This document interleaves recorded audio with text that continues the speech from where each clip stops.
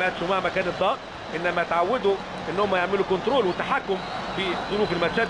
اصعب حاجه انك تلعب تحت ضغط، انما لو اتعودت خلاص تبقى حلوه جدا بالنسبه لك. عاليه كره يلا جول جميل جميل جميل. خلص يا فلافيو، خلص يا فلافيو.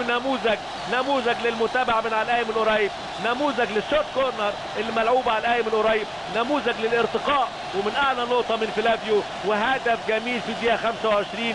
يتقدم النادي الاهلي عن طريق النجم الكبير فلافيو ويسجل الهدف الرابع ليه في البطوله. هو ده فلافيو. جميله جدا. عاملها مين اللي عاملها له؟ جilberto. عاملها له شيبنج. حافظين بعض. عاملها شيبنج حلو قوي على القايم القريب وراح لها فلافيو وجهها. نموذج. برافو النادي الاهلي، برافو فلافيو. ويتقدم والملعب لونه احمر.